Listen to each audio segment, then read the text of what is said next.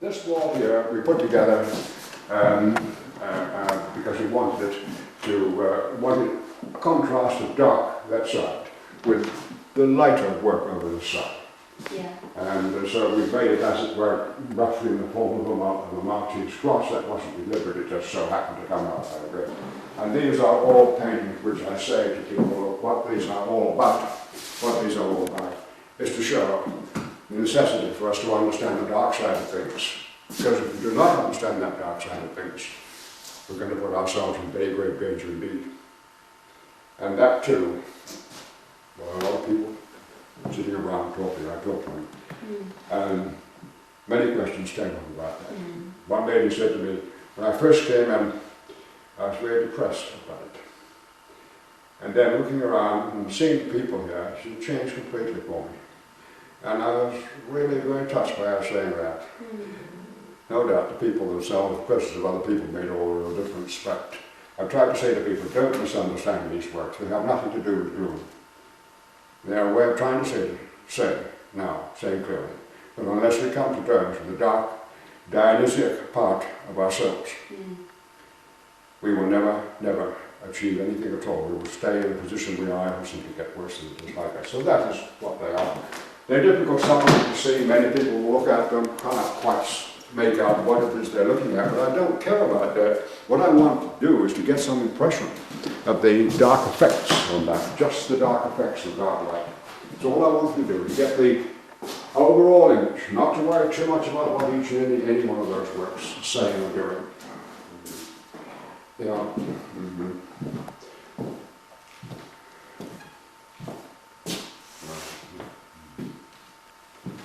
For me, they do have images very clearly, very definitely. I don't know how much that is so. Some find it very difficult to figure out, and that is the word, to figure out whether the figures are, if there are any of it at all. The middle one. Any of them, especially that middle one. Everything is gone in there, just except perhaps the suggestion of the head thrown back, and a figure which falls down to darkness in some way, which disappears into darkness. But they form a suite of works. There's a whole suite of dark works, of which this is only a tiny number. There will be probably tout entière about anything up to 100 of these particular dark images like that. But now look, this is an interesting one, interesting point here. This is, I think you see it here, a study of Flannel on one. A study of Flannel wearing in the dark robe that she was so fond of wearing. And Flannel was, I hope she never hears me saying it, Flannel was rather a lovely woman. I met her in the south of France. I went down the south of France, but I stayed for a few weeks with her. And she was terribly disappointed over some love affair that had gone horribly wrong, and she felt she was getting toward the point in life when her what you would call it, her glamour was in some way departing. And that men weren't looking at it quite so keen. And she had just had, I understand, an affair. Bernard, forgive me for all this. And she just had an affair and it had gone disastrously wrong. And she was very, very depressed and gloomy when I knew her for a time. But she was also very, very willing to talk about things, quite outgoing in her own way. She would get up in the morning at 11 o'clock, sit there playing solitaire with cards, and about 2 o'clock she'd go back to bed for the rest of the day. But the name, Flannel, her full name, Flannel Paloma, her full name is Flannel a bit Bon. And then she said that is a North African connection because that is an Abitbol tribe in North Africa. So she could claim a certain connection. What it was, I have no clear idea with this Abitbol tribe. So I put over this, wearing the yasmak up there. Just the yasmak. The one eye looks at you like that, the yasmak across the face, and the dark, very African black gown, sweeping gown that you like to wear.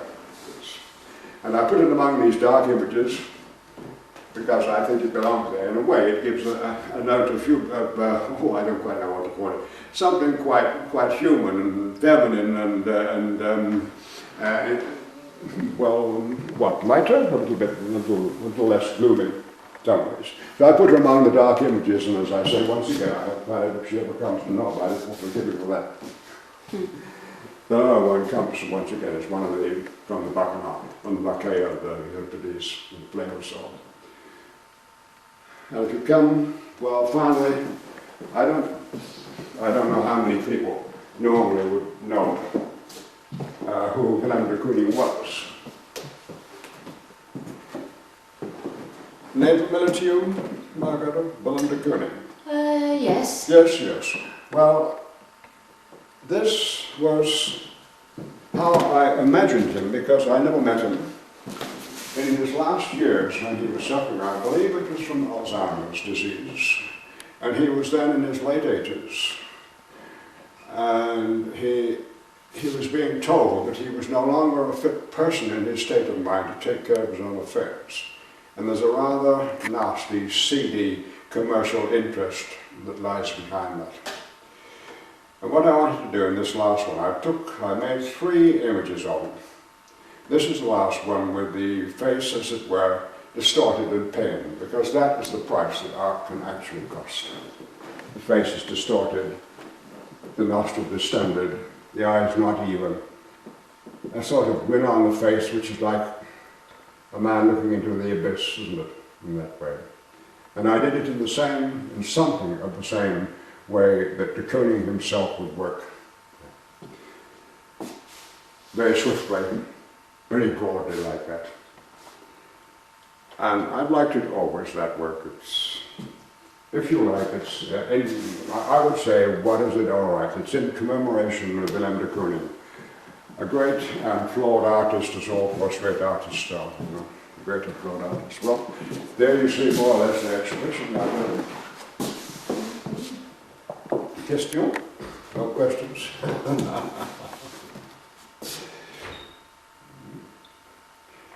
We arranged the room as well as we could to try to shape the whole space of the room. But I think it's all right, no? Yes, it's working very well indeed. Good, that's fine. You haven't asked me which one I like best. It's not to be asked which is their favourite work. Do you have a preference? Vaguely, I have a preference for damn it, I don't. No.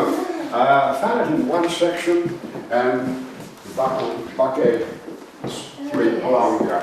They would be the works which for me were the ones I like very much indeed, because they work so extremely well in putting them down. Because, you know, it's a very strange thing. You're faced with a simple, plain, oblong, completely white. What do you do? What do you do? And, well, that is what I did with them, and as far as I can tell, they did work extremely well. And came up well. Thank you, Kenneth. Well, there you have it, Margrete. There it stands, and let's hope that it goes on being enjoyed. It was very lovely to talk to people. Yep. Questions?